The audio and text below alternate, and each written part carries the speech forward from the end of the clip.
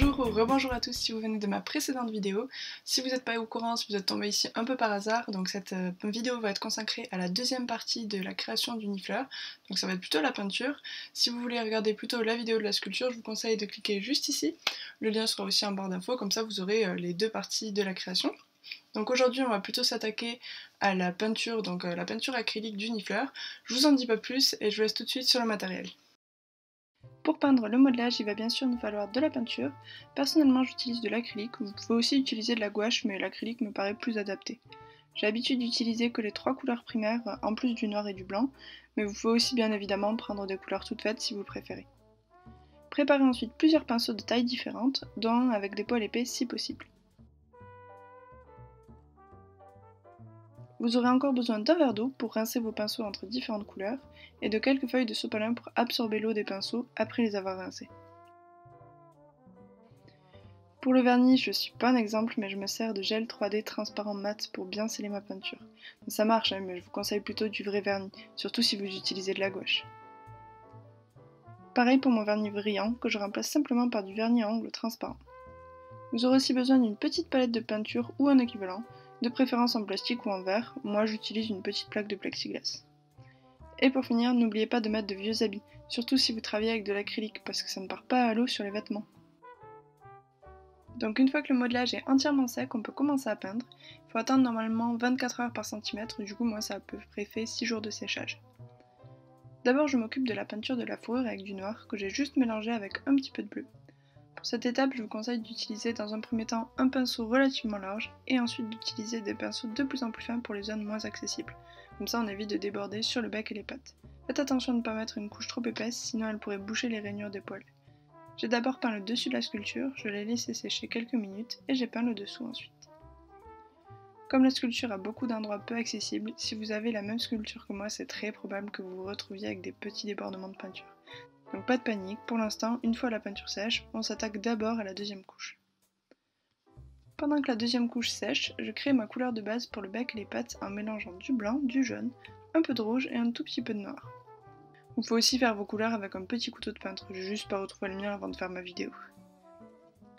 Comme je l'ai dit en présentant le matériel, n'oubliez pas de bien rincer et bien essuyer vos pinceaux quand vous changez de couleur.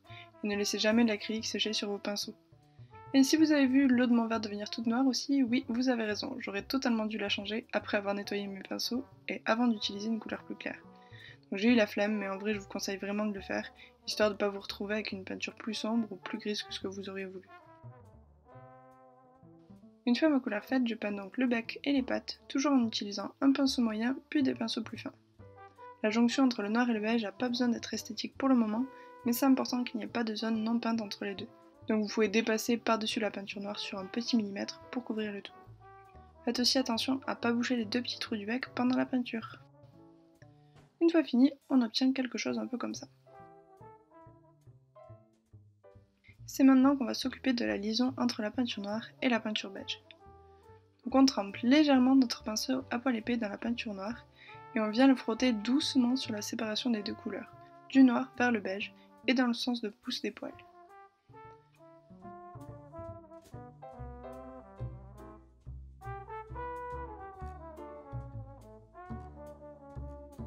Une fois cette technique appliquée sur tout le tour du bec et des pattes, on peut venir rectifier quelques petits endroits avec un pinceau fin et la peinture noire ou beige.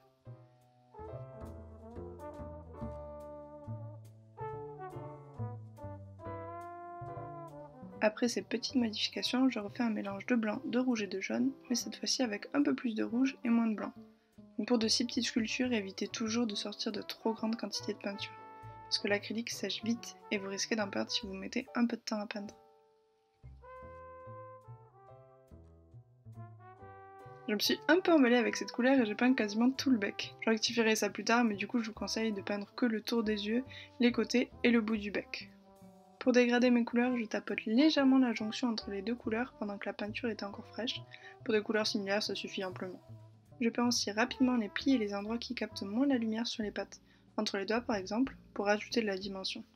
Je me prépare après une troisième teinte de beige, donc plus sombre et plus rouge que la précédente. J'utilise toujours du blanc, du rouge et du jaune, mais du coup avec moins de blanc et plus de rouge. Désolée pour le petit hors-champ. Je Je me suis servi de cette couleur pour peindre le bout du nez, les tempes et encore quelques petites touches dans le creux des pattes. J'ai ensuite reproduit ma première couleur beige de base pour éclaircir le milieu du bec que j'avais trop foncé.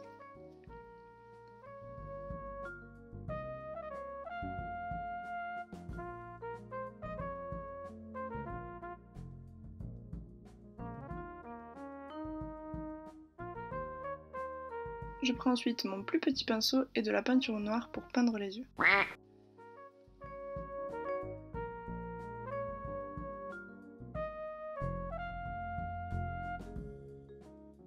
Toujours avec ma peinture beige de base, j'ai repeint les zones où la peinture noire avait taché les pattes au départ, pour éviter la teinte grise qu'elles avaient. Après ça, j'ai mélangé du rouge avec un peu de noir pour obtenir un rouge très sombre, et venir assombrir l'espace entre les deux mandibules.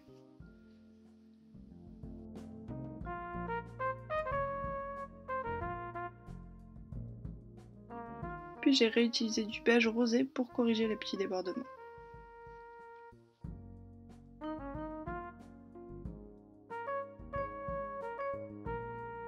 J'ai ensuite mélangé du rouge, du jaune, du noir et un peu de blanc pour faire un marron un peu grisâtre.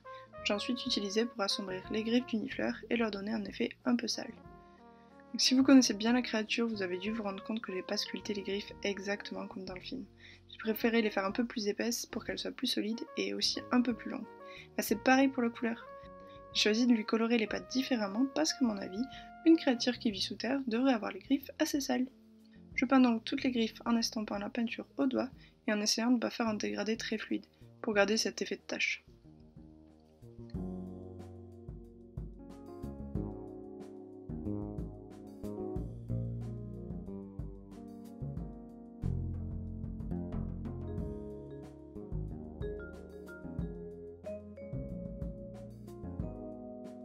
J'ai rapidement remélangé du noir et du bleu à doses égales cette fois-ci, pour repeindre la fourrure en quelques traits de pinceau et lui donner un peu plus de couleur.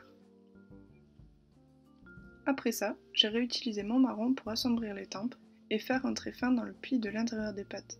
Et j'ai réutilisé le beige de base pour éclaircir le haut du bec.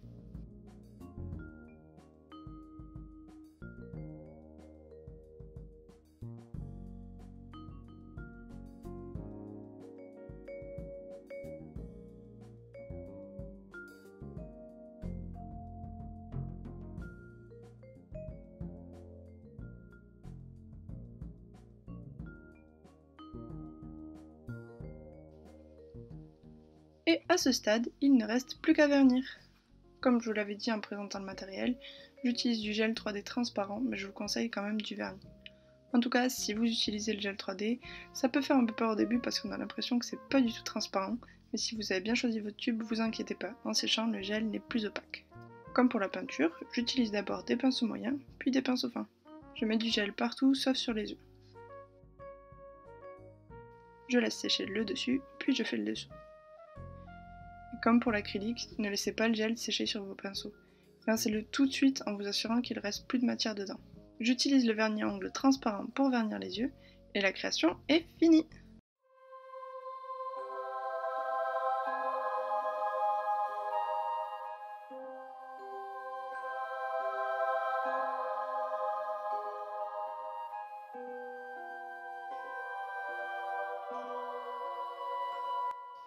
N'hésitez pas à me poser vos questions si vous en avez, je pense que vous l'avez compris, je suis loin d'être une experte, mais si je connais la réponse, je serai contente de vous aider. J'espère que ces deux vidéos vous auront plu et que ça vous aura un peu encouragé à vous lancer vous-même dans le modelage ou alors dans la peinture, ou alors les deux. Bon, le like, les commentaires, le partage, je pense que vous connaissez la chanson, moi je vous dis à la prochaine.